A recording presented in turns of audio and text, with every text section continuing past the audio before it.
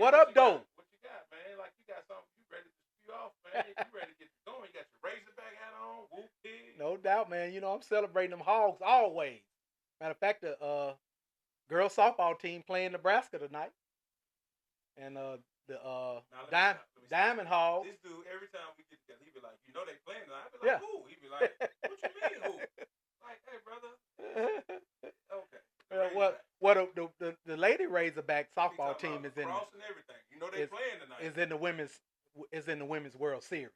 So that's a big deal. Are you biased to the Razorback? I'm a Razorback fan. So like I'm a Razorback fan. Does that persuade your thoughts on things on like you'll pick best players based off of Razorback? Like we ain't gotten the full out argument because I told you a fact or two about a player.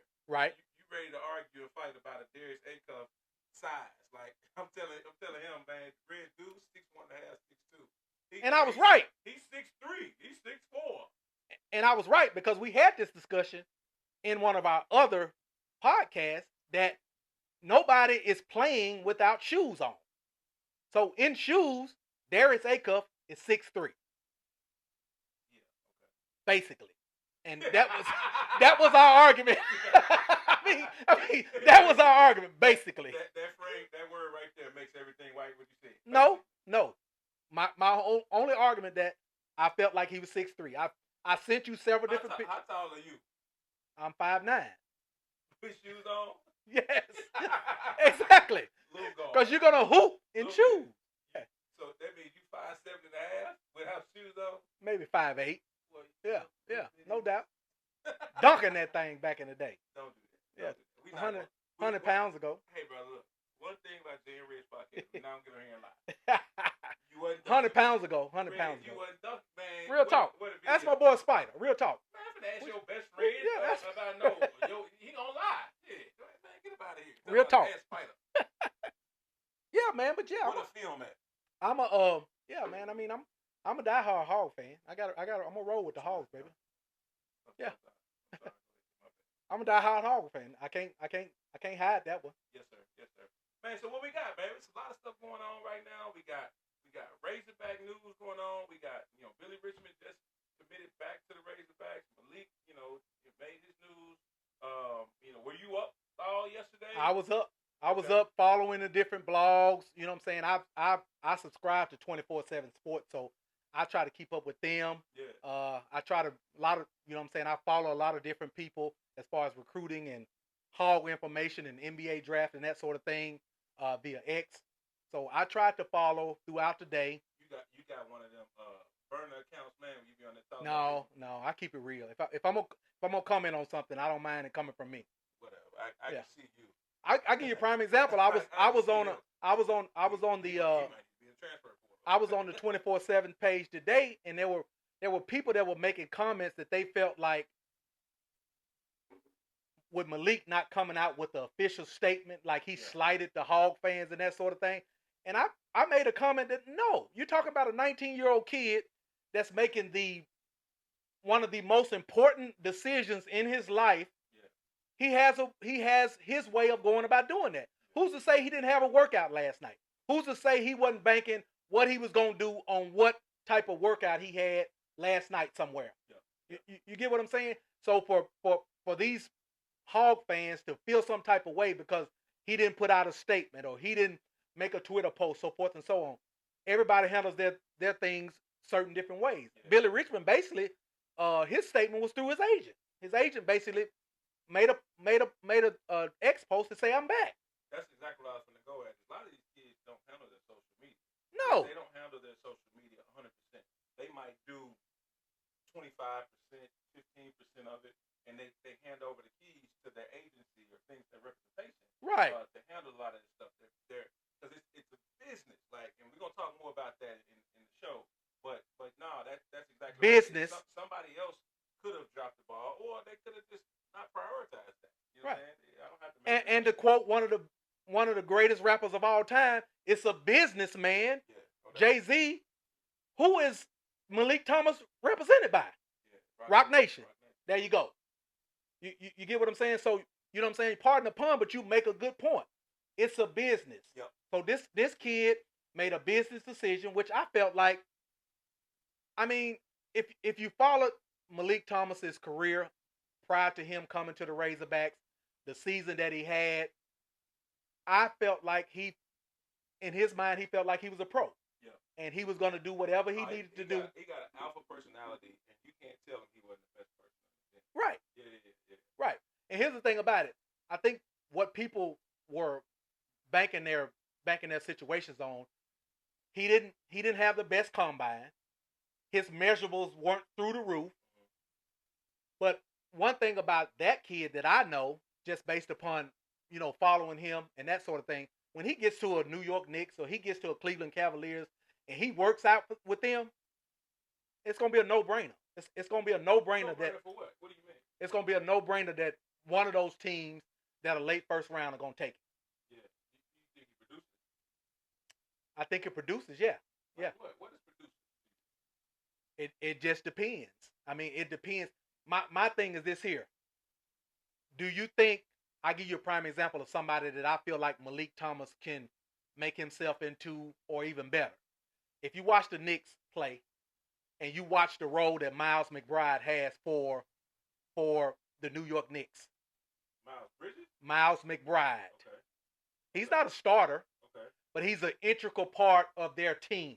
He's an integral part of their success. Comes off the bench, defends, and makes open shots. He comes off the bench, he defends, and he makes open shots. Yeah. So when you look at something like that, that's something that Malik can probably do day one, in my opinion. Make corner threes and defend. Yeah, I hear you, and I think that's your fandom talking right there. But I don't know, man. In no disrespect, I got mad love for the kid. I don't know where he fits. I'm not saying he's supposed to come back.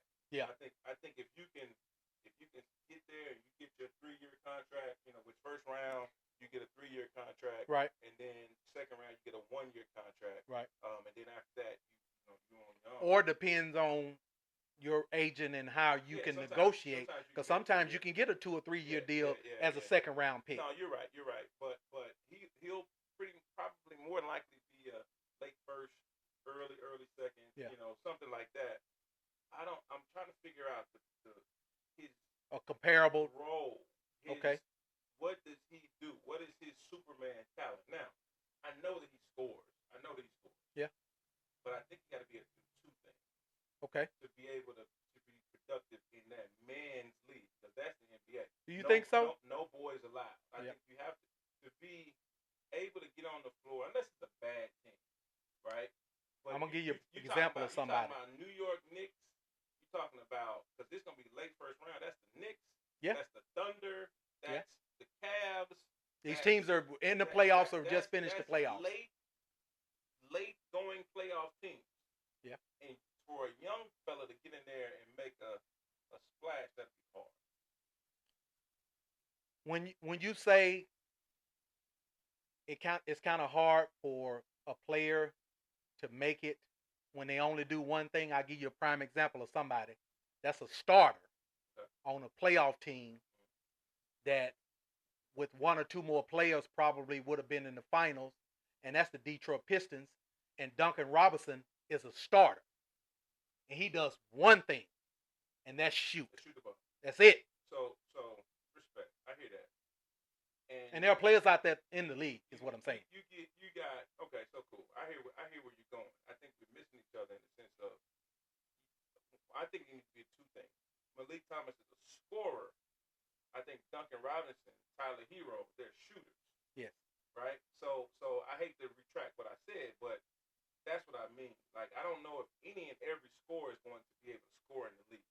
Shooters, you got a talent that ain't going nowhere. If you got a star like Cade Cunningham, or you got a star like Giannis, or you got somebody that Shea Gilgeous-Alexander that attracts so much attention, he's a magnet to the defense.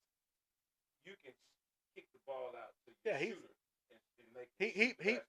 Robinson presents gravity. Yep. And I get where you're going.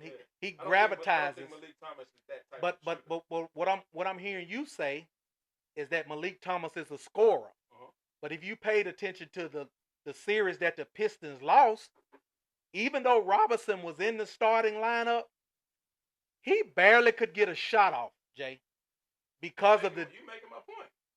But I'm saying, you talk about somebody that's only a shooter. Yeah, you making. I'm saying Malik Thomas is more than just a shooter. You said he's more than just a shooter. No. He's a scorer.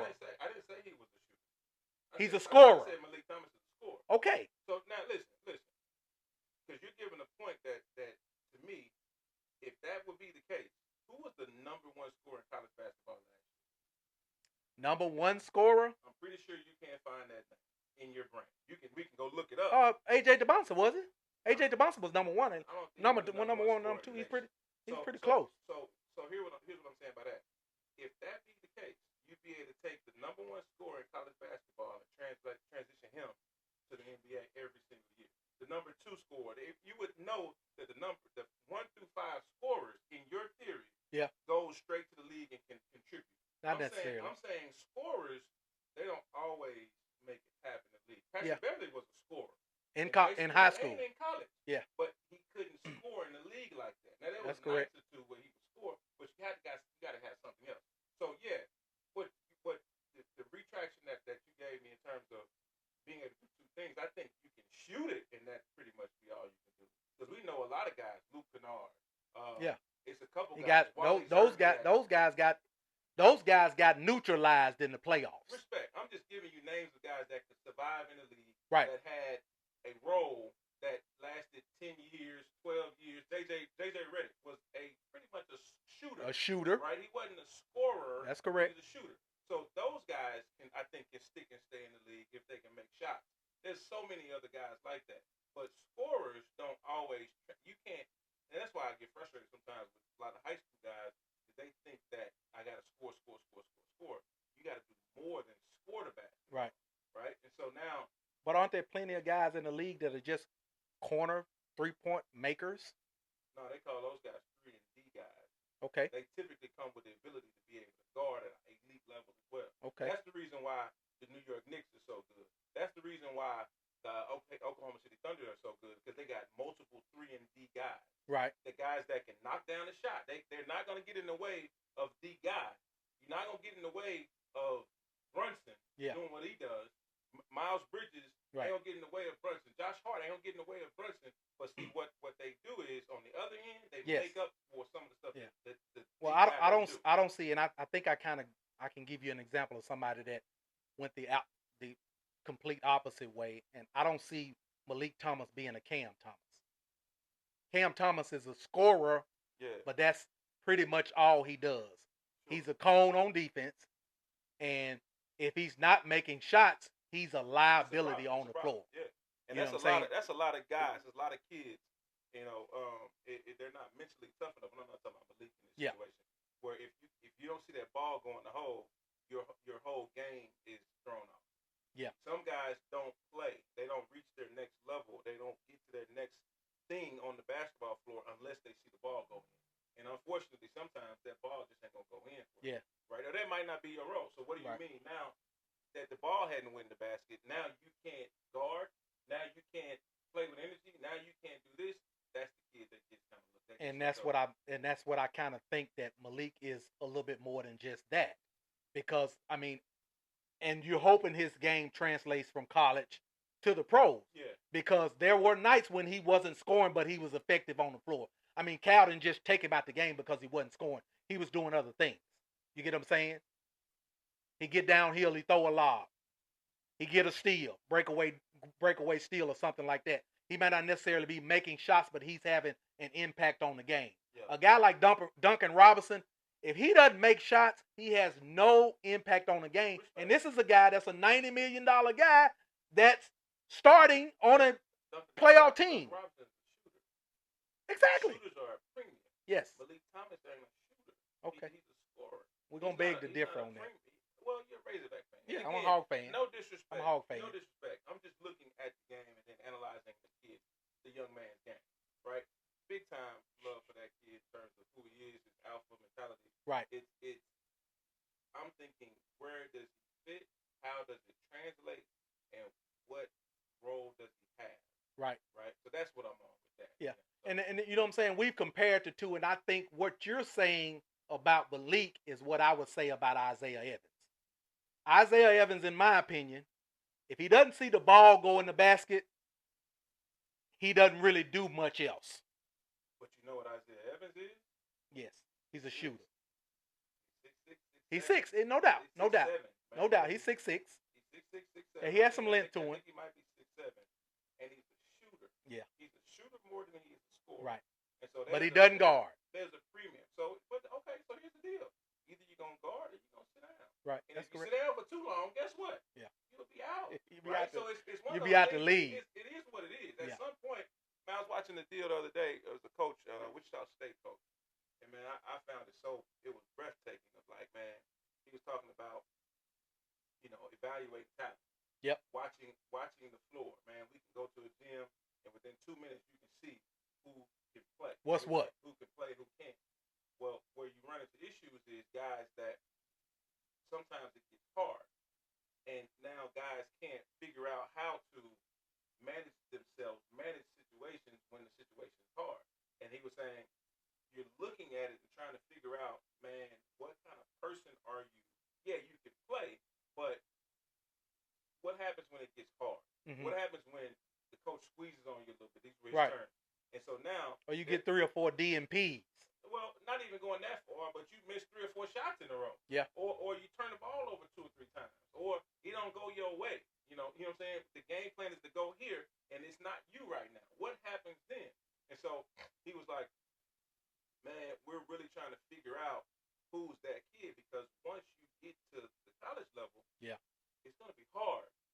It's going to be hard. That's right. And if you can't deal with the small squeeze in high school or the small squeeze in AAU ball, if you're pouting, you can't handle that. You can't put the hard hat on. If your family can't deal with you being dealt with in a way where everything ain't beautiful for you, what are you going to do when you get to college?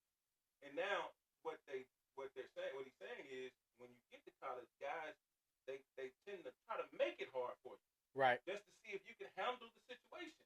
Yeah. And if you can't handle the situation, if you're showing that you can't handle it in high school, you for sure not going to be able to handle it in college. Right? And so that's the thing I think that breaks down a lot of kids is you got to be able to play when it ain't guns and roses. That's real. That's real. That's real. And that's one of the things I think that with Malik, I think Malik will be one of those ones that won't mind doing the work. No, I think he's the work. Yeah, I think he'll do the work. Yeah. You know what I'm saying? We've talked a lot about Malik, but you also got to take into consideration Billy Richmond, even though there were some reports out that he was going to stay in the draft as well. I mean, early on, there was a report out by John Rothstein, who's a reputable media guy, had reported that Richmond was going to stay in the draft. Yeah. And then a few hours later, that changed. It really wasn't even that long. It was, so I was watching one podcast, and they were saying that he was going to stay. Yeah. And then it was like, oh, wait, look. They Yeah. were getting the information live. They were like 15 minutes into the podcast. Right. And it's like, no, he changed his mind. Yeah. I'm back. You know what that tells me, though? What's that? That tells me he may have had a comfortable guarantee, and 2 hours later, that comfortable guarantee, whatever it is, went away. For some reason or another, based upon maybe what some other people decided as well. Yeah. You know what I'm saying? Like, that tells me he had what was comfortable for him in his camp as far as a guarantee. Whether that's late first round, early second round, whatever. And that changed for some reason or another. And he, you know what I'm saying, he made a business decision to go ahead and come back. Or his representation was smart enough to put that out there and maybe make him a little bit more money, because you got to know that's some of the play as well. Yeah, no, you're right. It is a business. I hear you in the representation putting it out, but that's super dangerous, because now it looks weird. Yeah. Right. That renege looks weird in terms of, man, I'm going down, coming back. You know, so who knows if Rothstein put the wrong information out? He got the wrong information from the wrong person. Right. You got to remember, now we're in a world now where guys want to be first. They want to be first. So now they'll put it out, and it ain't confirmed. And I don't know what the deal is, but I know it just looked a little iffy in that situation. But getting back to the issue at hand, that changes some things. It does. It makes that roster dangerous. Okay. My only issue that I have when I look at the roster as it's constructed today is we still a big man or two away from being elite. Yeah. And where's our shooting gonna come from? Yeah. I had some.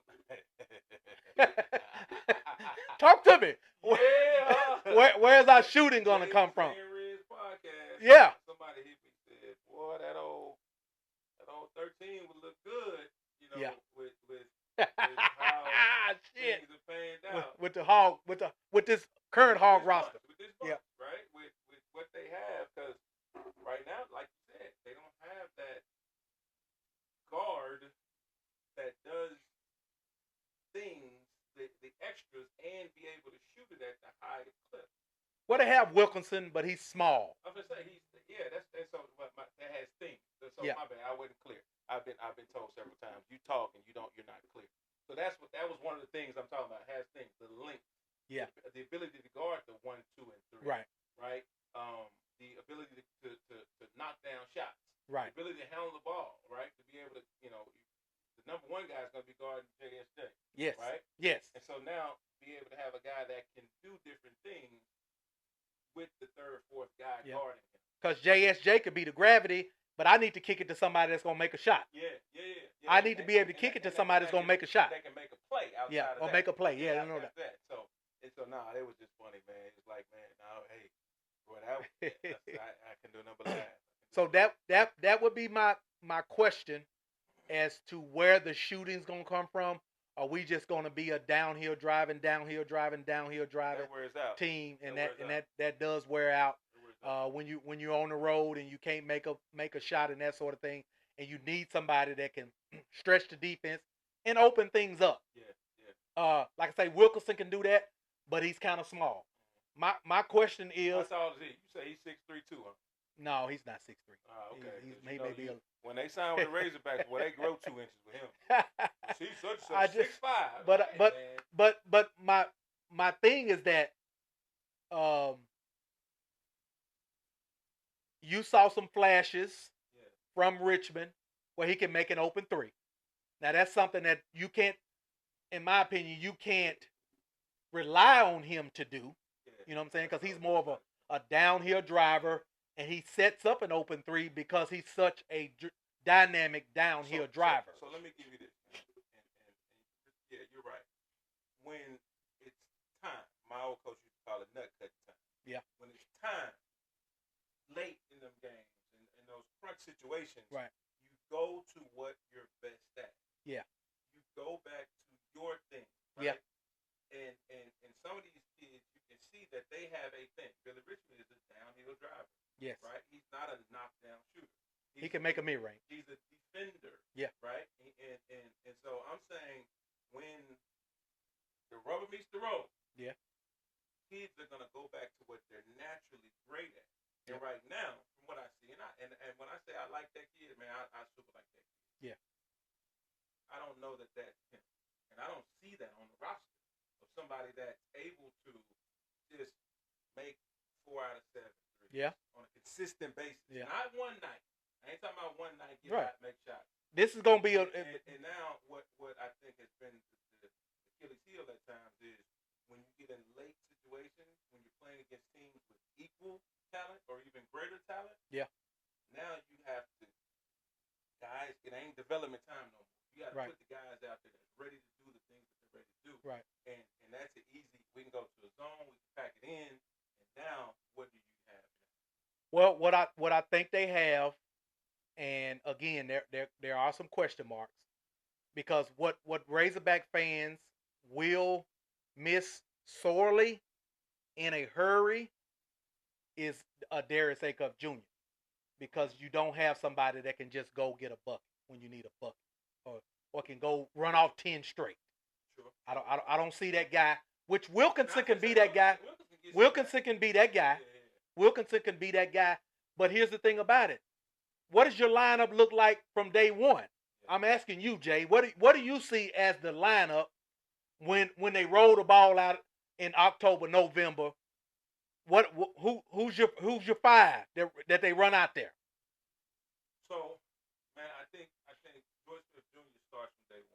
Okay, definitely. Now, it's either one or the two. Let's just say he's the one. Okay, Right? he's not a true point. Respect, but he's not a true two. Okay, Right? He's a combo. he's a combo guard. Right? And so now he's about what is he? 6'2"? 6'2", 6'2". Right? So now 6'2", long arms, Yeah. 6'9", wingspan, something like Right, that. right, something right. really weird. Can compensate for some Yeah, lack of that size. makes up for some height. Yeah. So now I can feel comfortable with him playing the two. Okay. If I need to. I think that the Wilkinson kid plays the two. No, he's a point guard. Okay. He's a point guard. Okay. So He's your point guard, in my opinion. So flip flop. Yeah. You know what I'm saying? They both combo. Yes. And then if I'm not mistaken, you asked me what I thought. Okay. You know what I'm saying? So you're gonna ask me to That's, tell me. that is definitely my bad. Yeah. That is definitely America. That is definitely my bad. Man, that's this crown. So we ain't Crown ain't paying us. We don't know. What yeah, that's this. Whatever that is. Yeah. There you go. So I think there's a backcourt. Okay. That makes better sense. Yeah. I think there's a backcourt. Now that 3, I think that's locked up. That's Billy Richmond's job. Yeah, right? that's his.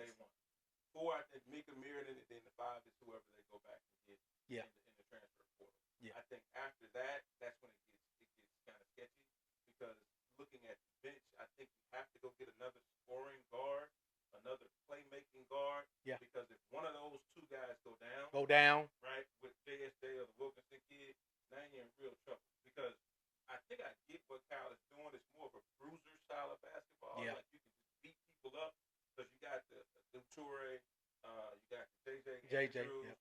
you got other guys like that. Isaiah Sealy, who I love, who I think really could be in that lineup. I think Sealy should be in your 3 guard rotation. Respect. Now I would love to see that 3 guard rotation. If that happens, then I'm a Hog fan, right? Yeah. But who knows, right? Yeah. We'll see. I know that Coach Cal loves him in terms of he said some good stuff. He wanted to get him in the game.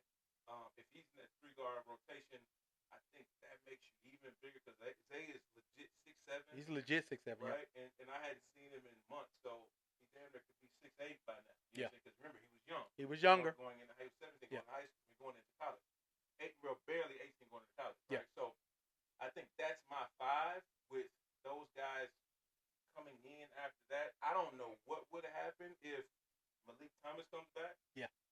Now if you're one of the freshmen, that would be a good problem to have, though. Be a real good problem to have. If you're a fan. Yeah.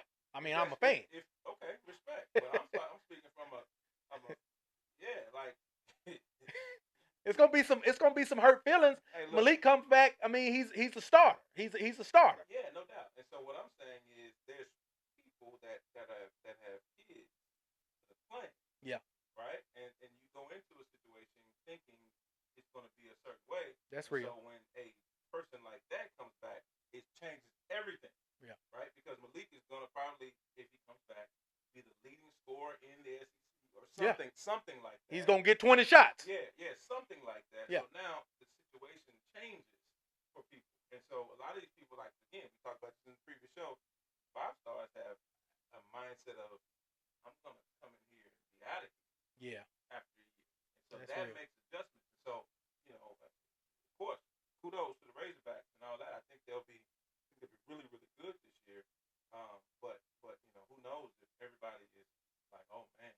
Well, I mean, that might adjust my minutes. We're a big man or 2 away from being really, really good. I mean, there's a few players that Cal is looking at that at this point don't have any eligibility left. Okay. Shit, Will Wade is looking at everybody that got. Yeah, that's a whole different deal, man. I mean, I mean, yeah, Will Wade is. We ain't gotta go there. Yeah, we ain't got to go there. Yeah, we ain't got to go there. I rock with him though. Yeah, but we ain't got to go there. But anyway, they're a big man or 2 away from being really, really good, because if you get the right 5, I think you can go through the 5. You can go through the 5, and yeah, that's real. That's something that's not going away. You gotta have guys that can make shots consistently. I agree, but let me just say this here. I'm going to, and I want you to let me make my point and let me finish my point. I'm going to go directly to the national champion who had three huge 7-footers that they ran everything through. Now, they did have players that were making shots, but they were making shots a lot of times because of the gravity of the post play. You like that word now, gravity. Because I used that a while Because ago, boy. here's the thing about it. The Elliot Cadeau kid wasn't known as a shooter at North Carolina. Okay. You get what I'm saying? Probably had a little bit more pressure on him. Hadn't really developed himself or whatever. But he was taking a lot more comfortable shots in this Michigan situation because of the presence that they had inside, if that makes sense. Okay, I'm listening to you. Make that make sense with the pigs. So if we get the right bigs, which again, a couple of the bigs that we're looking at, I mean, they don't have no eligibility left. And I think maybe Coach Cal is also looking at an international player or two. Because he has. I don't think Cal ever played like that. Like even when he had Anthony Davis, he didn't play. He played through Sheboy, and he was a transfer. He played two seasons through Sheboy. Yeah. They weren't great though, right? So they weren't great. I think Cal is more of a guard-led guy. He guard you if you get what I'm saying. I feel you. So even Anthony Davis, he didn't play necessarily through Anthony Davis. So who's your top 9? Talk to me. It's that 5 plus Toure and JJ. Seeley and JJ, and then they got another big name, Cooper Bowser. Cooper. Which right now he would be listed as a starter at the 5. I think that's the 4 off the bench. You know, with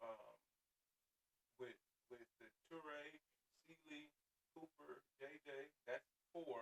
That makes 9 with the starting 5. So now. So are we forgetting that Mirronen can make an outside shot? Mirronen can be a Trevor Bazile type. Yes. With more athleticism. Yeah. So no doubt. I think he's. Or just as much athleticism. I want to say more. I think he is pro. I think he's one and done. I think this time next year he's special. He's going to be in the NBA draft. I don't think that Mika makes 3 balls at the clip to take you over the hump with shooting. Okay. He's going to make a timely shot. Yeah. He's not going to make shot after shot after shot after shot. Do we know that though? Do we know he don't get in the gym this summer and become a knockdown? You don't know that JJ won't do that. Yeah. You don't know that Toure. I'm hoping Seeley. Seeley is like in the gym right now. Man, these guys better do it. Yeah. Listen, let me. I was having a conversation with a guy today. Kids get to working. Parents get to working. Like they're giving away money. They doing it. And like my kid's first dollar amount, it isn't life changing. Right. It's life changing for him. Yeah. Right. It's life changing for us because we don't have to fund him. Exactly. Right. Exactly. He can take care of himself. Exactly. He'll, the LLC will be live, by Friday. And we'll start working out of that. And it's LLC 13. That's his LLC. Okay. We have to talk about that in a minute. But go ahead. But nah, man. They're giving away money. Yeah. And so, like, let's say my kid doesn't go to the NBA. Let's say that he's a pretty good college player. Yeah. We're begging the contrary. We think he'll do something different. But let's say he's a really nice college player for 5 years. Because the 5 for 5 rule, I think, is going to pass. So he'll get 5 years to play college basketball. You can put a little nest egg together. You put a little something together. Put generational funding together. Wealth together. Yeah. If it's done right.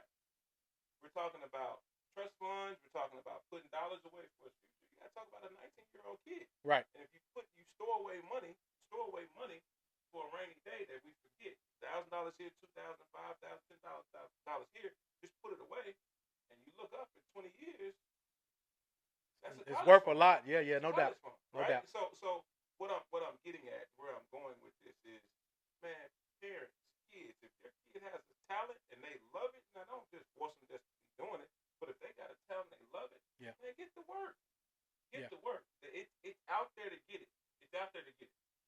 So Jay, I heard you say something about LLC. So you you know what I'm saying? I mean, and we talked a little bit about Richmond's situation and Malik's situation, and I think a lot of times people fail to realize that a lot of the movement of these young people these days are through their representation, their agent. Yeah. The kids are just going to play ball. Their agent is the one doing the negotiating behind the scenes. That's kind of where what I was going with the Billy situation, with him changing within hours from one thing to the other.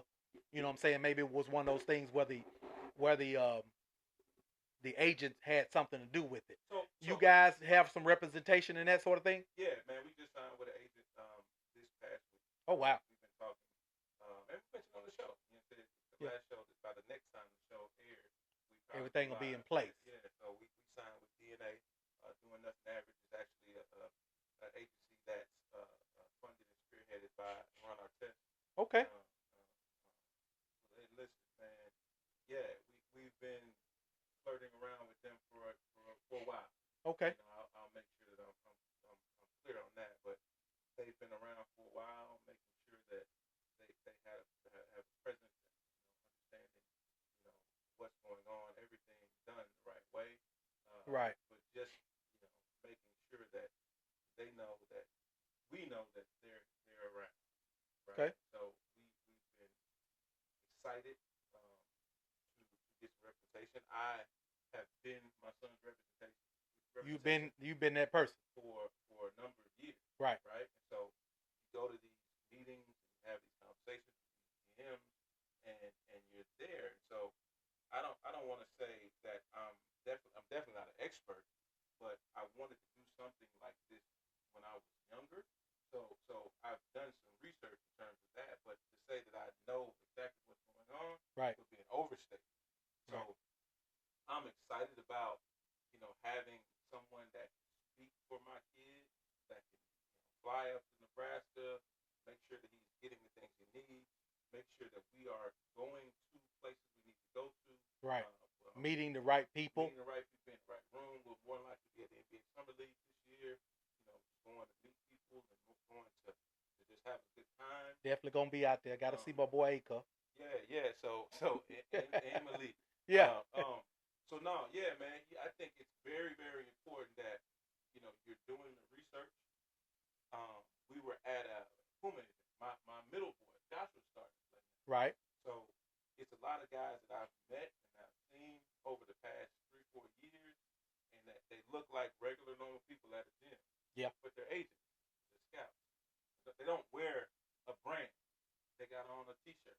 They got on a polo shirt or whatever the case may be. Right. And so you'd be surprised, ladies and gentlemen, parents, kids, how many people are out there watching, listening to conversations. You're bumping into them at the popcorn line that have the ability to change your kid's life. That's right. You meet the right person. Yeah, you meet the right person. So I'm a big advocate of like-minded person, somebody that's like-minded like you. Making sure that you're representing your kid well when you're at these gyms. Yeah. I see a lot of people that get it mixed up, thinking that hollering, fussing, screaming, foul ref and all this, and arguing with the other team. And, fighting. You ain't even got to go that far. Right. You know what I'm saying? But Kendrick Perkins and his bunch was fighting this past weekend. Yeah, and that's tough. That's tough. See, this is where I don't like certain things. We throw stuff out there. We got Kendrick Perkins' name in it, and he could have been defending somebody. That's real. Right? And so, to all accounts, is that he was in defense of one of his kids that got basically assaulted by one of the kids from the other team. So what happens is when you throw out there Kendrick Perkins bunches, now it looks bad on Kendrick Perkins. Yeah. So I'm real weary on stuff like that because your name is the only thing you got. That's real. Right. It's the only thing you got. And That's so real. now you get pushed into some of those situations. But back into the agency or the scouts or the representation, that part, you'd be surprised how many people are there. Yeah. Right? You get to these Puma circuits, Nike circuits, Under Armour circuits, 3SSB circuits. These people aren't just there. Yeah. Right? These people are there watching, seeing what's going on. I'm telling you, moms and dads, and I've talked to several dads, man, make sure you're working too. Yeah. You ain't out there just, that's my boy, that's my son, and you don't walking around with your head up high about that, man. Make sure you're working, introduce yourself to people, meet people. Yeah, I went to the EYBL up in Memphis a couple weeks ago, and it was the who's who. Yeah. It was the who's who. You saw every coach, every head coach from every major college. Even some of the, you know what I'm saying, mid majors or whatever. Every college was represented. Yeah. And then you had, you know, the Matt Barnes and the Paolo Bancheros. I took my wife with me, and she was like, "That's, you know, that's such and such, such, such. That's Trey Young. That's this person. That's that person. There you go." And you see those people there because they're supporting somebody. They have their name on a EYBL type organization. AB Elite. Anthony Black has his name on his particular AAU bunch now, where his younger brother Beckham Black is playing. So you're gonna see all of these different people at these events or whatever. And like you said, you never know who you run into. Well, and yes, to that. Yeah, you're going to see the who's who. Yeah. And I ain't talking about the who's who, because everybody know them faces the ones you see on TV. I'm talking about the Marcus Sloan. Right. Nobody knows. Nobody knows. Nobody knows. Right. Right? I'm talking about the Allen Branches. Yes. That nobody knows. Right. Right? I'm talking about but they movers and shakers behind the scenes. Oh my God. They movers and shakers behind the scenes. You better be on their good side. Yeah. You better not be the dad over there. They a phone call. They can make a phone call. They interrupt something. Yeah. Right? Or they can make stuff happen. They can make stuff happen. And that it's hundreds of names. You know, it's funny because again, I'm at my son's one of his first, maybe his third, out of state trip. Right. To go play basketball. And so we're talking to him. I'm talking to him about development, having a good time. Yeah. And we're talking about small situations. Yeah. Right? And so I'm focusing on our floor. Soaking in the moment. Yeah. How are you going to react when you're away from the 501? Yeah. When you're in here and you're different places and the lights look different.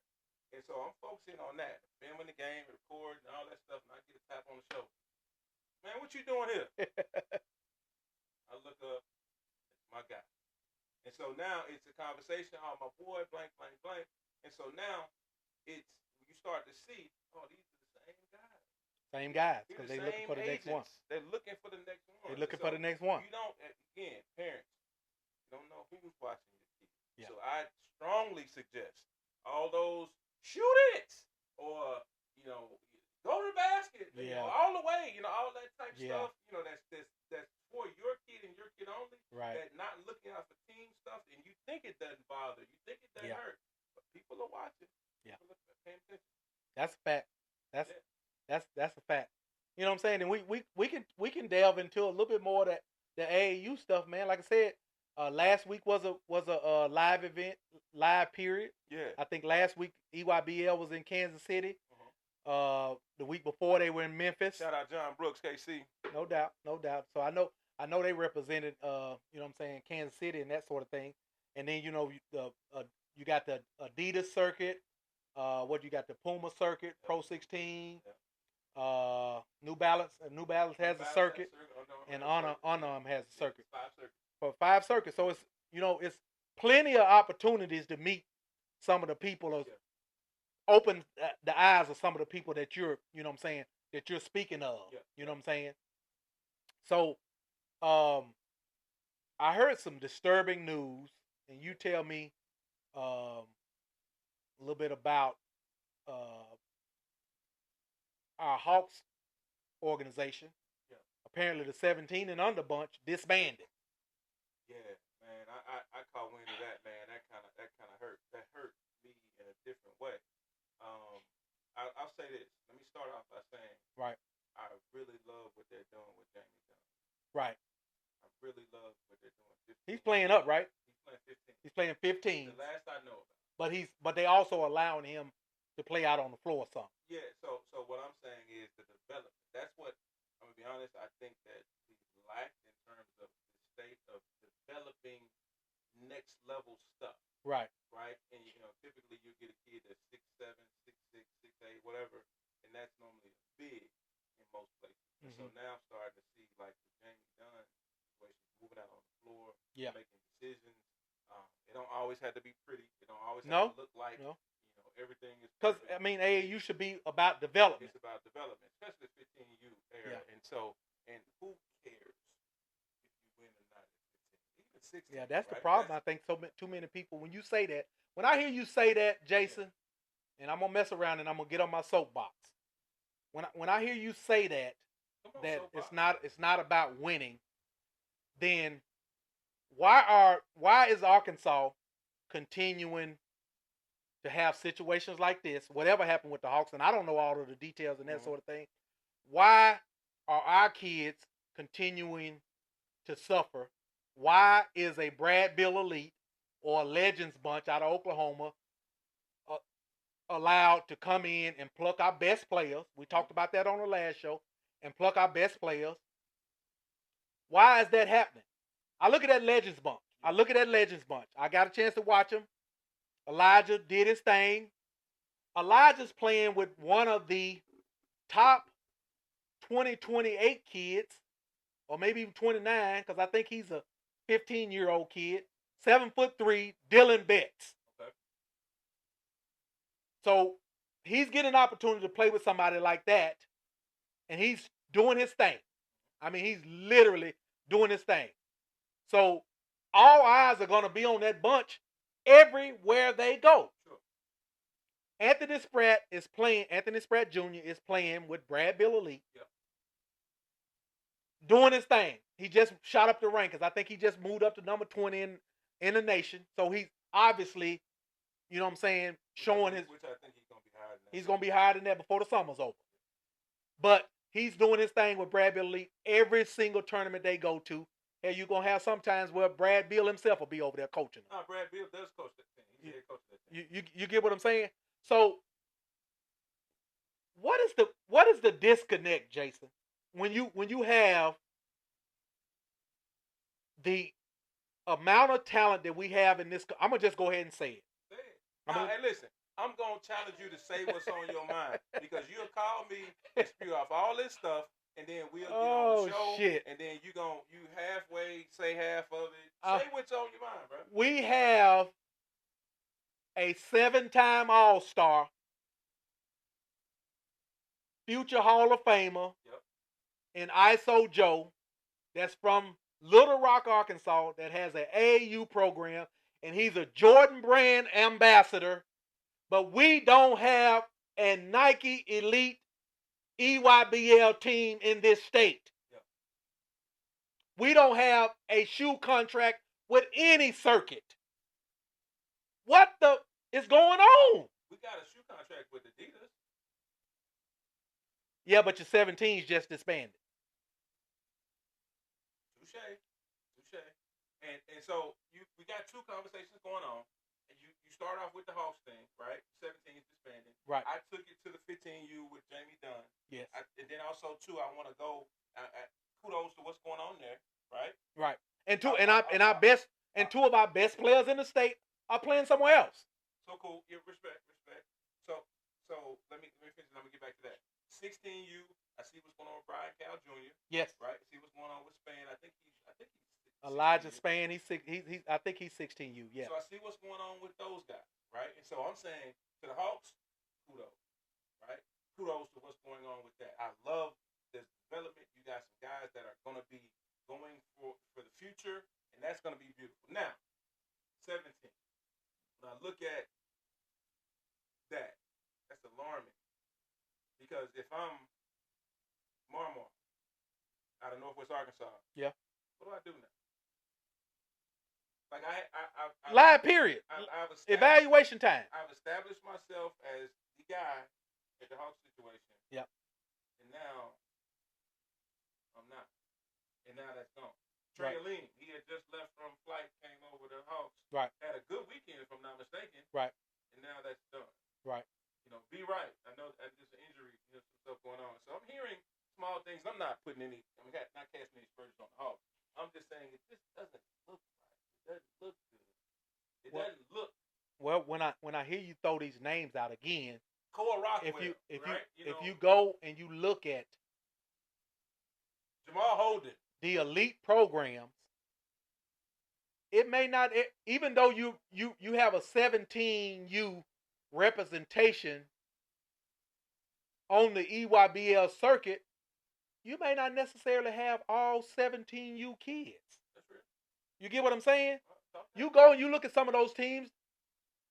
Dylan Betts is playing 16U, but he's 15. Yeah, that's real. That's real. But he's one of the best 15-year-olds in the country. Now we talking, Reg. Now we talking. You get what I'm saying? So we have enough collective. I'm gonna pour me some drink on this, but go ahead. I'm listening to We you. have enough collective talent in the state to be fielding a Nike EYBL bunch. That's a lot. But we're not doing it.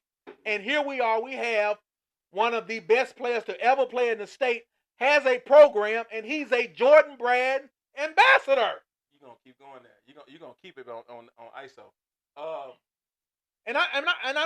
I'm not pointing the finger disparaging. I'm just saying that name carries a lot of weight. It does.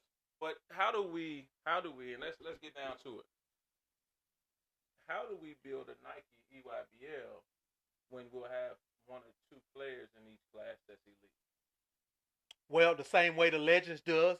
They have one of the best 15-year-olds in the country, and they have one of our best juniors in the country. Respect. Same deal. I'm not disagreeing with you. I'm asking you questions to poke holes in it, right? Okay. So now, why would Elijah Bryant go there? That was one of your questions. Why would he go? Why would he go all the way to Oklahoma and play there?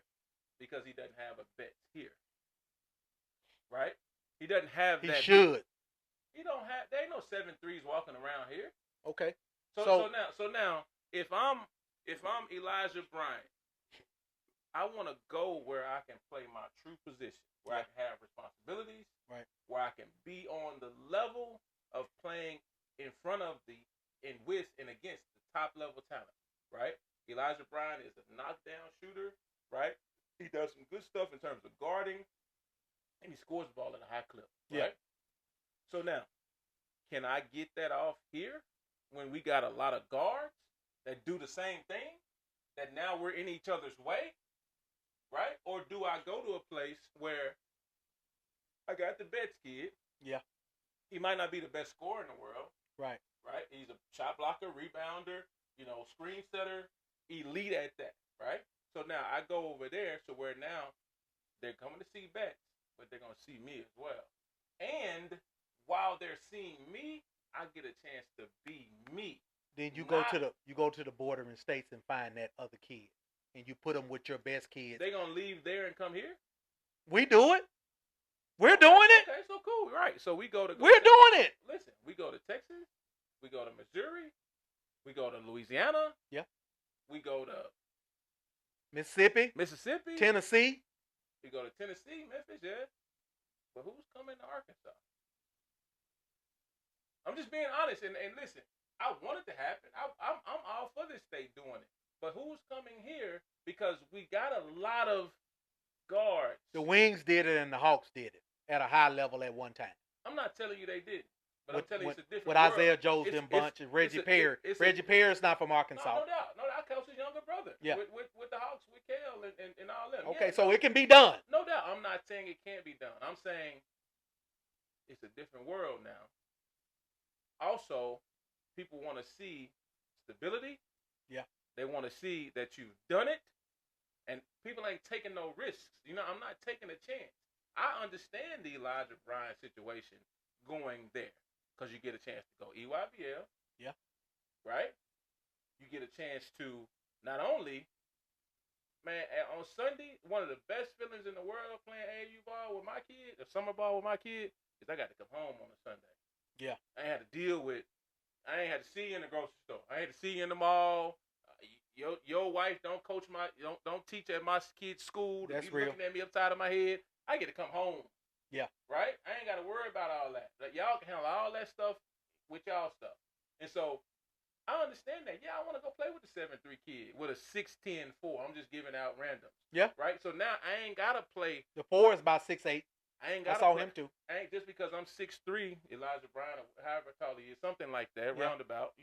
Let's say he's 6'4". I don't know. Yeah. I don't have to go and play the 4. Because when I'm here, there's a possibility that I might have to slide to the 4 and play some of that because I'm strong. Right. Right? And so now, no, I want to go and play my position. And so because there was a comment the other day about Elijah Bryant, Spratt, and Van playing on the same squad. I said that. Yeah, you said that. I said that. Yeah, that's right. I said that. I don't know if that fits, though. And I know Van is... It fits with Dylan Betts. Listen, respect. Van is 9th grade. That's real. He's 29 versus 28. That's real. And so I'm saying we can only have so many elite scorers. Well, let's not say Van. Let's say Brian Cal Jr. as your point guard. He Cal putting that ball in the hole. But he can still run a team. I seen him do it. He did it. So who gets left out? Jason. Let me give you this. Dylan Betts is getting left out on that Legends bunch. He's just rim running and catching lobs. And blocking shots. Now your panties are showing. I mean, I'm just saying. Let me give you this. And you're more of a basketball brain than this. Dylan Betts ain't gonna make his money off scoring the basketball. That's real. Dylan Betts is gonna make his money off rebounding, blocking shots, setting screens, and rim running. Right? And see, that's not the problem. That's one of the problems. I don't know Dylan Betts. I don't know his people. Right. But if that's my kid, yeah. Do I want him to touch the ball every now and then? Yes. But I also do know that that's not his superpower. That's not gonna be his thing.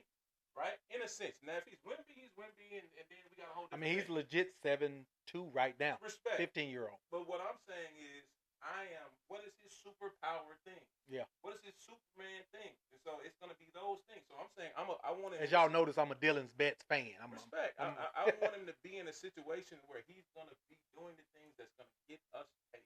Yeah. Right? Now, if Dylan Betts is not a scorer, you don't have to have the ball a lot. And so now, if you put too many of these guys that want to put the ball in the hole on the same squad, a lot of times they get in each other's way. But you know what, though, Jason? One of the things that I think and I got a story about that. We struggle in this state is that there's somebody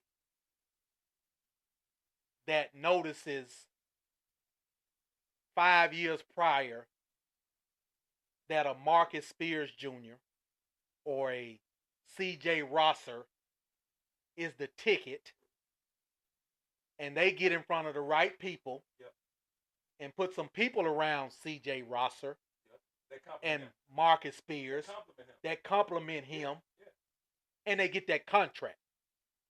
Because these are new teams. Team United is not a team that's been around 15 years. Team United is around because of who? C.J. Rosser. Okay. But we don't have that type of kid. But what I'm saying. It don't just happen. Hold on, wait. It don't happen just that easily. Like I'm reading posts. We need to just do this and then we'll win and then we get EYBL. That shit don't happen. But what I'm saying is this. Anthony Spratt Jr. is on the verge of being that guy. He's a top 20 kid right now in his class that could very well, by the end of the summer, be a top 10 kid. So no matter who he plays for, he's going to be a ticket. Sure. You get what I'm saying? Yep. So what I'm trying to say is that there are other people, other entities in other states that are identifying who the tickets are and putting the talent around the ticket and keeping the contract. Respect. We don't have the contract, but we have the ticket. So listen. I agree. And we've had the ticket. We've had Moses Moody. We've had Nick Smith Jr. Yeah. But it ain't just about one player or one team. I call it about a train. Okay. It's about if you got that guy, let's use Spratt. Right? Yeah. Let's use Spratt. That's 28. Well, let's say he's Arkansas Blue Jays. Let's just throw a name. Right. And he's down with the Blue Jays. So we got a team and we got a couple guys coming in from Louisiana. We got a couple guys coming in from Texas to team up with this particular kid on the Blue Jays. Yeah. Right? Now, you know what else you got to have? Yeah. After that 28, you got to have a 29. Yeah. You got to have a kid in that 29. Right? And then you got to have a 30. Right? You got to have a kid or two in that 30. It's called a train. You can't just have one guy. Now, you can say not necessarily Cooper Flag. Yeah. But that's Cooper Flag. But that main team ain't done nothing since he left. That's Cooper Flag. Yeah. And I'm not, no disrespect, but we don't have a Cooper Flag. No. Right? We got some really good Spratts, Moseses, Jacobs, JJs, Nick Smiths. Yes. You see what I'm saying? Yeah. But we never did develop the train. Now, if we had all those kids in one group coming up, and it was this, and then, oh man, 2 years now we got this guy coming, and then 2 years now we got this guy coming. Yeah, it looks a little bit better. But you don't just get it off of one team winning. You got to have multiple high-level guys that you can see, and also, too, have a business plan. Then let's do it the Mocan way. You got to have a business plan. Now, listen, wait. Let's do it the Mocan way then. Because Mocan don't have just that elite person. You got to have a business plan, for one, and then you got to have people that can run the show. Yeah. Do we have the people that can run the show? Well, obviously not.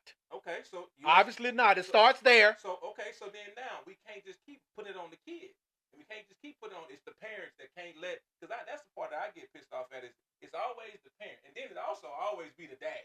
Like damn. And so now I'm not gonna say it's the dad. I'm not gonna say it's the dad. I ain't gonna say it's the parent, and I ain't gonna say it's the kid. I'm gonna say it's a whole conglomerate of everybody. Yeah, it's a mess. There's a lot of stuff that. Man, if people think it's a quick answer, man, Marcus Monk got the contract. Boy, people just gonna say anything to make it sound right. No, that Wood squad got cease and desist. I'm sorry, cease and desist. Cease and desist. Right. Right. People don't know that. Yeah. Right. And so, no disrespect to anybody, but it don't just pop up. Stovall is the guy. Oh, and people, it's a picture I posted a while ago. Stovall. Who is Stovall? You got to Stovall explain. is Nike basketball. Right. Stovall is Nike grassroots basketball. Right. I'll probably put a picture, but I don't know. We'll see. But Stovall is in charge of all of that. If you don't know Stovall, he's the guy that's gonna walk around with some cargos on, maybe some flip flops, and a Nike shirt, and he just looks like somebody's cool daddy. Right. You wouldn't know who the hell he is, but he's in charge of all this. Yeah. Right? And so it's bigger than just a team. It's bigger than just a player. Now, if you got a Shaq, if you got an AJ DeMantis, if you got a Cooper Flag, that moves the needle. It does. Right now, we don't have that. Right. Right? We got some really goods, and no disrespect, because I think my kid is in that category. He's not a bring the whole program. Yeah. Right? But I mean, again, Jason, we can. I look at the Mocan model. Sure. The Mocan model, they have each age group, but you don't have them having a elite. They may have one elite player per class, but they're a program, and they've developed a reputation of being a program, and they play a team-oriented type of basketball. Per Stovall. Talk to me. Mocan, and that's why I can't just let you just throw that name out there. Like, let's just create a Mocan. Per Stovall. Well, first of all, before you go there, what does Mocan mean? What's the moniker for Mocan? Missouri, Kansas. Okay. So 2 bordering states. Yeah. Kids from 2 bordering states. Yeah. Oh. Which means they can touch even more. Okay. That's basically what I'm saying. What you proving? I'm saying they're pooling their kids. Mocan is Missouri and Kansas, and they're pooling the majority, not all of them, but the majority of the kids from Missouri or Kansas. No, that's not right. Okay. That's where it started. Yeah, that's where the model started. Respect. So what I'm saying is, and I try to be a truth teller, like, and when stuff ain't necessarily right, I try to disagree. Okay. And that's they do pull from Missouri, Kansas. But I think if you look at states, I think, and this is another thing about Arkansas that I'm like, this ain't got it figured out. Yeah. If you look at Arkansas, we in the best situation. Because all those states border us. I mean, that's what I'm saying. You making my point. All those states border us, Jason. No. I'm not trying to argue with you. I'm just saying, like, that speaks to what's going on here. Yeah. Like, you got a lot of talent in Texas and people in bordering states, and they border certain places. But no, I don't think there's any state that has the riches of the states that border us than Arkansas. Yeah. So we can pull from. Let's look at it. We can pull from Louisiana. We can pull from Texas. We can pull from Oklahoma. We can pull from Missouri. We can pull from Tennessee. My guy Petey did it. You see what I'm saying? Well, let's not change the lane. Let's stay right Okay, here. I'm just saying. We are. And so I'm going back. I'm agreeing with you of like, why can't it happen here? Mm-hmm. It's not about the players. Yeah. I don't think. I think it's about the infrastructure. Because I'm in agreement with that. We got the ability to. We touch. There's no state that touches the riches that we touch. Yeah. When you talk about Texas, Louisiana, Oklahoma, Tennessee, Missouri. Yeah. Mississippi. Yeah. Mississippi. Come on. Yeah. There's no other state that touches the riches that we got. So what I'm saying is, you can't just keep pointing at the players. You can't just keep pointing at the coaches. At the dads. You can't just keep pointing at the dads. Yeah. There's a lot of dads and a lot of players. A lot of dads. And a lot of stuff. Yeah. And then also, too, guess what? We got talent, too. Yeah. So that speaks to it's something that ain't, and I ain't going to point at any particular person, individual, but like I said, man, I don't like how, like, speaking for those kids, you know, the Jamal Holden. So what else I'm saying? That's my next question. What happens with those kids? Yeah, well, they still got a whole summer. Well, it ain't a whole summer. Hell, it's about 2 more sessions. But 3 more sessions, maybe. It ain't that because we're in June. June session, and listen, we're in June now. So 2 sessions in June. Listen to me. They go to school ball now. They go to team camp stuff like that. For June is for team stuff. That's correct. School stuff. The last weekend of June and then July. Is going back to your summer stuff. So they got about 2 sessions left. 2 sessions. Here's what happens now. Let's take Mama. Yeah. Elijah Spain. Well, I don't know the Elijah Spain like that. Yeah. Like you say, Marmar. Yeah. So he had established himself as the guy. Yeah. There with the Hawks. Having a hell of a summer. And so now that's done. Right? From what I see. From what I'm hearing. Go play flight. And so now you go play somewhere else at another place where they have a guy who's established himself. Yeah. And now what happens?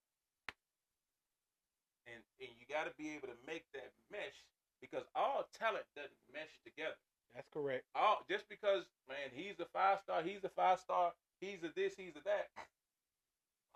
This is something I was going to point out a minute ago, about 5 minutes ago, and we kind of brushed past that point. Going back to that Bradley Beal situation. Yeah. They got Sprat.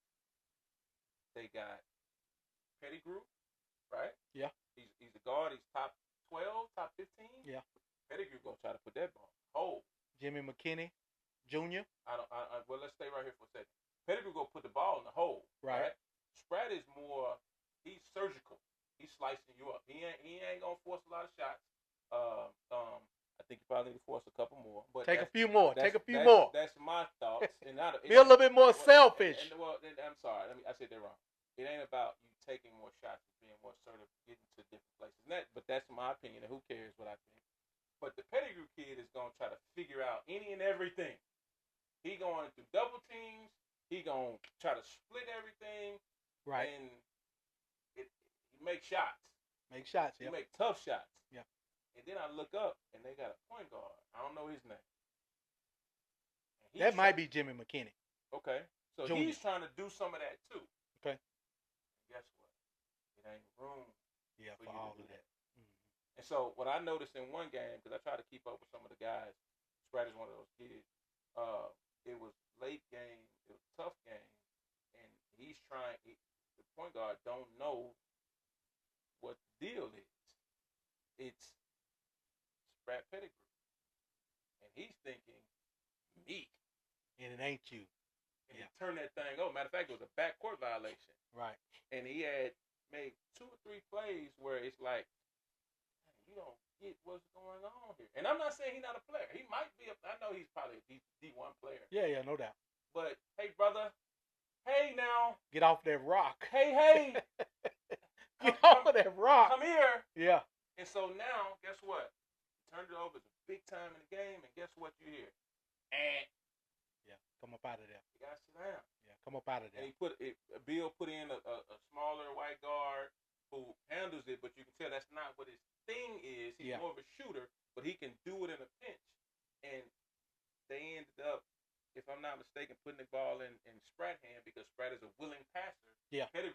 score. So you put it in his hands. He's trying to break the defense down and get to the basket, but they put it in Sprat hands, and they manage the game through, right? So what I'm getting at is that small guard. That's what we have a problem with here. Okay. Sometimes people don't understand. No, wait, it's supposed to go right Yeah. there. That's why I'm gonna look the best if I set this thing up, get everybody situated, and I'm coming to you, big dog. I'm gonna find a way to get. Give me a second. I'm gonna get it to you over there. Yeah. Come set this screen. Blah blah blah blah blah. It's coming to you. Yeah. And if you make a play out of that and it get back to me, that's when I do my thing. But see, what happens is some guys are thinking, I'm just as good. And you get in the way. Yeah. Right? And you get in the way of the greatness. And so what people don't understand, sometimes it can be the kid, sometimes it can be the parents. Yeah. Pushing, man, you just as good. Go do this, go do that. As soon as you get out there, you need to be putting it to you. 5'10", yeah. 6'1", and you got this big ass 6'7" cat that can dunk on your Look, first step, and he at the basket. Or pull back, shoot the 3-ball, blank. And what you don't realize is that sometimes there's addition by subtraction. Yeah. And so some people think, some kids think, some parents think, I gotta get mine. And I think that's the problem when it comes to sometimes in this state. That's the reason why that some of the number ones get out of here. Because guess what Bradley Beal did? Hey, man, go. Get up out of here. And guess what 5 did? Yeah. The next game, I don't think he started. Yeah. What you going to do? You're going to figure it out. You're going to learn. Hey, and I think you can say it because they're old enough and this is business. But sometimes you got to learn by just, bro, this wasn't, It go right there. It go right there. And let them make the decision. If it come back to you, then that's when you rock and roll. But you coming down thinking you finna, Norris Cole said it best, man. I'm coming down making shots, this, that, and the other. And Eric Spoelstra pulled him to the side and said, hey, man, you know that's Ray Allen. Yeah. You know that's Dwayne Wade. You Chris Bosh. You know that's Chris Bosh. You know that's LeBron James. Right. Like, they lead everything. Right. You do know that, right? Norris Cole thinking, man, I do. And so if you can't figure out how to make yourself fit, it's like a puzzle. It's like a puzzle, right? Like that's why I say all talent don't fit together. Some people don't understand. No, I give you a prime example, and it makes a lot of sense when I hear you say it. I was watching because I try to watch other podcasts, and I know you do too. But I was watching Club 520, Jeff Teague's them podcast. Yeah, I know. Shout out and they were talking about Larry Bird and his perception of LeBron James. Yeah. And Jeff Teague was saying that Larry Bird told him straight up that he never signed or paid a lot of money for players that played with LeBron James. Sure, I hear that. Because LeBron James made them look so good that when they went to other teams, they were totally different players. That's real.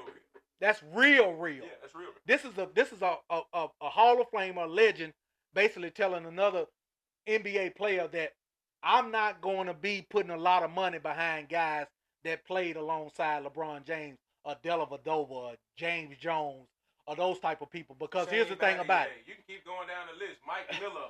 They even brought up a name that I know you're gonna forget about. B. He brought this up and they just started laughing. Timofey Mozgov. Come on, man. Come on.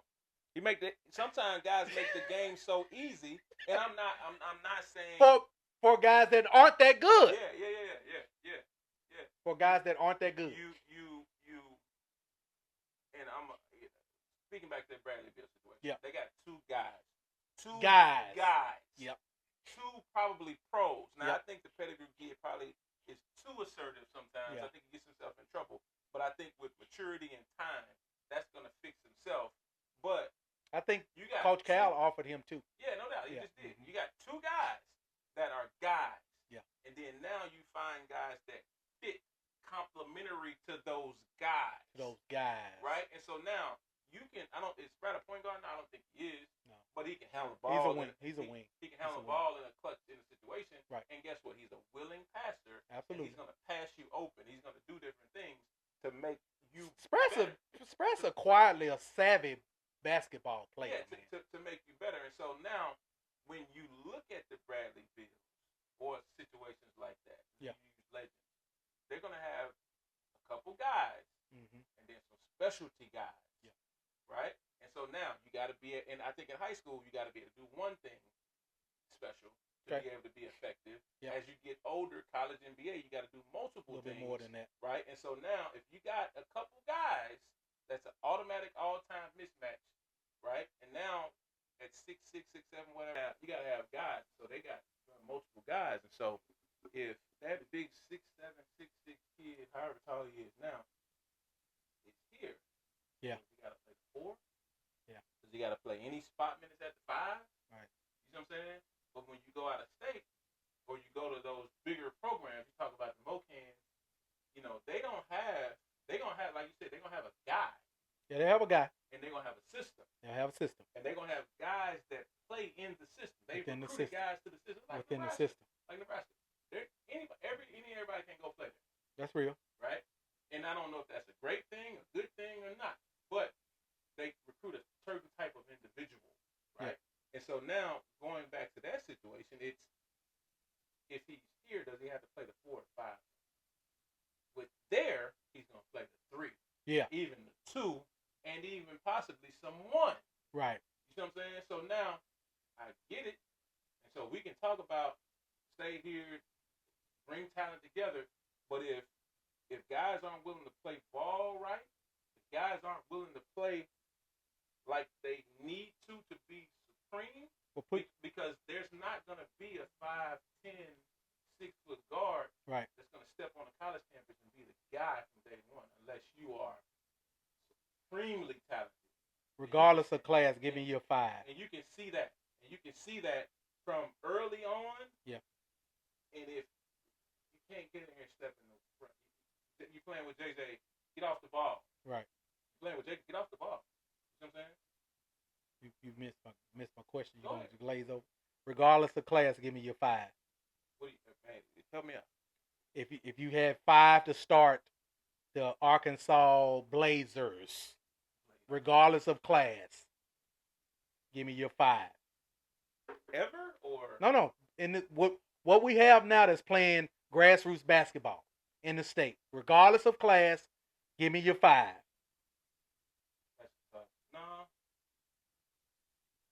No, that's easy. I go and a team that's gonna mesh. Respect, and so I'm gonna miss out on a kid that people are gonna say, "Oh, he's more talented than that kid." Yeah. But I think he fits. I think these guys fit. I think if I had to go 5, I'd go. Damn, I wish he like Schwartzman was a junior. Yeah.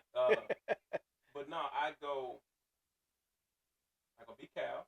Yeah, I like that. I go Cole Rockwell. Okay. I go Spratt. Okay. And these are not in order. Yeah, no doubt. I go Jamal Holden. Yep. And then I go. Just give me a 4. 4 or 5. The big kid out of Pea Ridge. Give me a 4 that doesn't have to score it. The big kid out of Pea Ridge. That's gonna bang. And he's a legit 6'8". That can shoot a shot. That can make a shot from here, from there. And yeah, I missed out on some guys. Yeah, I love Van. Mm-hmm. I think that, and I know I'm missing some guys. You hit me off the top of the dome, so I know I'm just missing some guys. Threw a little curveball at you. But I think that the Spratt and the B Cal and the shooting of Koa and the ability to switch and do some different things that Koa has. I love if you want to take Marmar and put him in there. Now I don't know if they can bat with Spratt. You know, and then because I think both those guys are 3s. I think he can. I think Marmar in a certain situation can be a 3-4. Yeah, but we're talking nationally. Nationally, so he's got to be a 3. That 6'5" shit. Yeah, he's got to be a 3. He's got to be a 3. Yeah, it don't work as a 4. As That's right? real. You need to start moving guys down, Yeah. not up. Yeah. Right? So you talk about nationally, he'd have to be a 3. Yeah.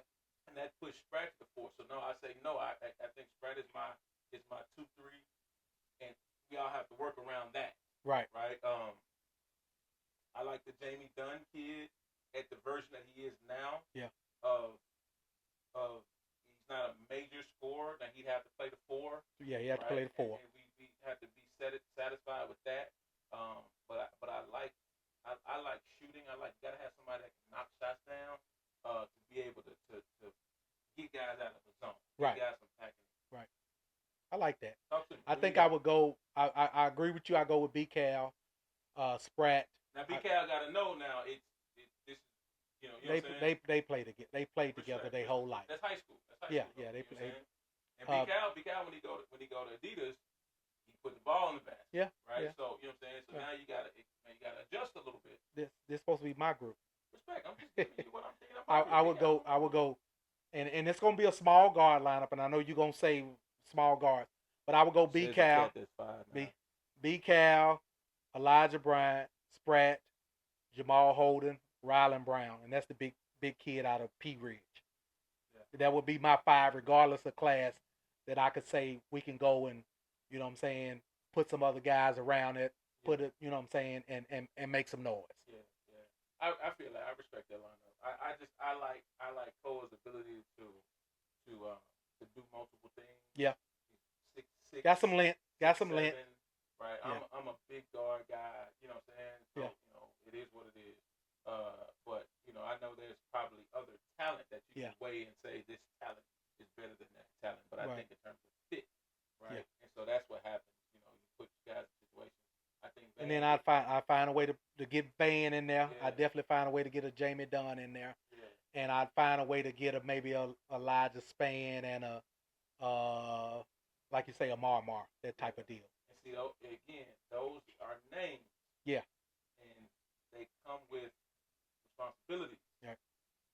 Who's willing to take a back seat? Right. JJ Wise, maybe. You see what I'm saying? Absolute sniper. Yeah. So you got to make room for guys like that. Yeah. Right. Yeah. Now that might take away a guy that might be more talented than him. But absolute sniper. He has a specialty that adds to what a Sprat does, that adds to what a Cal does. There you go. Right? Because now we get downhill. If you overhelp, that's 3 balls. Bang, bang, bang. Right? So now, you know, again, it's just, that's the things that I'm saying that makes sense for me. But the thing is, can guys accept roles and the responsibilities that come with that role? Right. And I don't think that guys can or will. And I mean, and you talking about trying to come up with a 7 or 8, because you don't want more than 8 or 9 guys on the circuit. You know what I'm saying? Because you want to give it an opportunity to everybody to, you know what I'm saying? That's I hear that, but I think in tough tight games, I think you can go to 7, go to 8. Yeah. But in that the circuit thing is a grind. Those games are long. Yeah. They're 8-minute quarters. Yeah, regular games. They stop. Regular high school games. That's 32 minutes of contact, physicality. There you go. And that 7, 8 sometimes ain't enough. And you might play 2. I mean, you're gonna play 2 games a day. Yeah, you need that 9, 10. Yeah. To be good. That's real. Long term, and to win the thing. That's right? real. You know what I'm saying? So yeah, it sounds good. That 7, 8, so everybody can get playing time. But it's guys sometimes, man, be tongue be on the ground. So Jay, I just saw this pop up on my timeline today or yesterday, man, and it really sparked my interest. Kind of want to get your thoughts on it, and it really was one of those things that we talk about this Arkansas talent that gets slept on, and you look up, and they somewhere doing some big things. I looked up, and I saw where Cortland Mordrew committed to Georgia Tech. Wes Flanagan's at Georgia Tech. Kobe Garland's at Georgia Tech. Anybody know about that? Them kids? That's going to be a really salty backcourt in the ACC. Yeah, respect to that. I'm big Cortland Muldrow fan. Yeah. I'm looking forward to seeing, because we're talking about the ACC here. That's real. Right. We're not, and so I just, man, God, with this whole transfer portal thing, guys have to come out the gate fast. Yeah. You can't come out being passive. You can't come out being cool. I'm not speaking towards them being that. I'm just speaking in terms of that's not a guarantee that they'll be the backcourt. That's real. It's other guys that are there on that roster too that's saying, yeah, that's my spot too. Yeah. So cats got to come in locked in. Gotta come to play. Yeah, you got to come to play. Guys are recruiting guys as backups, right? They're recruiting guys as we can see you being our starting 2. Yeah. Or we can see you being our starting 1, 5, or whatever the case may be. And we talk about that. Do you see them guys meshing? Who, Cortland and Kobe? And Kobe. Well, now you got to remember. Kobe was averaging 23 at. You got to remember. Out west. Yeah, Kobe has been to multiple schools. Yeah. Right. I think it's a spot that four different schools. Right. So I'm not saying that's a good or bad. Yeah, no doubt. And so he found a pocket where he had the sport of basketball at a high level. That doesn't mean that 20 is going to translate to Georgia Tech. That's real. You know what I'm saying? That there's been guys at certain levels, and I hope that it translates to 25. You know what I'm saying? But there's certain roles, certain responsibilities. I think Kobe has been around enough to where he's hungry. He's a tough kid. Yeah. Don't let smooth taste fool you. Yeah, no doubt. He looks like he's a nice preacher's kid, right? But man, he's a dog, right? Yeah. And so in Cortland the same thing. Man, so I'm looking forward to seeing. I know West has their best interest at hand. Yeah. West is one of the most solid coaches that I know. His family, from what I call him. And so I'm looking forward to seeing what they do together. That's real. Right. So, but I do know this. They got a new coach, new system, new coaching staff, new roster. Yeah. And it's gonna be a fight. Yeah. Right. Rock 'em, sock 'em. Figure it out, or not. Rock 'em, sock 'em. Figure it out or not. So I'm looking forward to it, man. I'm looking forward to seeing what this class of 26 does. I'm looking forward to seeing what Anthony Hester does at Arkansas State. Yeah. Looking to see what Aiden Cronster does at Missouri. Jacob, of course, and JJ, in their respective schools. Looking forward to seeing what RJ Young does at UCA, CB. Yeah. It's a lot of stuff, man. This class here was beautiful, man. So, also, too, man, you talk about Dallas Thomas. Yeah. And Honor Boateng up in Missouri. Isaiah Seeley. I think Dallas, I've been watching some stuff and keeping up with him and that sort of thing. And he was in the rotation last year, but I think he turns the corner this year. Yeah, he was I think Dallas turns the corner this year because his body is starting to fill out. Yeah, he's a legit 6'7", 6'8", wing. Yeah. You know what I'm saying? Wing long that could shoot it. Yeah. If he becomes that guy that's just a sniper, I don't see how you keep him off the floor. Yeah. I don't see how you keep him off the floor. He's learned the college game. You know what I'm saying? He's redshirt of the year. Yeah. Right. He did his freshman year last year, so his sophomore year as a third-year player. Right. Or third-year college student. So yeah, man. Hey, Don, I'm excited about where we're going. Excited about what we're doing with the pod, man. Let's keep it rocking, man. Yeah. Next time we come here, I think we'll have a guest maybe sitting right here. So right. We're looking forward to seeing that. Yes, absolutely. Man, y'all make sure y'all keep liking, sharing, subscribing to the show, man. We need it. That we see the views. Share some things and topics and stuff that you want us to talk about because again, like I said, we're in the process of trying to do some things different, and we definitely gonna have a few more guests and stuff this summer. Like I said, we got a couple things lined up moving forward as far as guests and that sort of thing. Looking forward to that. Be some serious topics going around. Yeah. So now, hey, listen, and look, man, we freestyling up here, man. Hopefully, you can say something that you like. If you say something that challenges your way of thinking, we don't have to be the gurus of every single thing. We're just giving our thoughts and our opinions on it, man. Hey, I hope you love it. Hope you like it, man. And we'll send us some input. You know what I'm saying? I got some input, a couple of inboxes and that sort of thing based upon our last show. Love the input. Hopefully you see something different, you know what I'm saying, based upon the input we got. Yeah. Continue to send us some input. I love it. Yeah. Hey, man, look, we're going to get out of here. Y'all have a great one. Peace.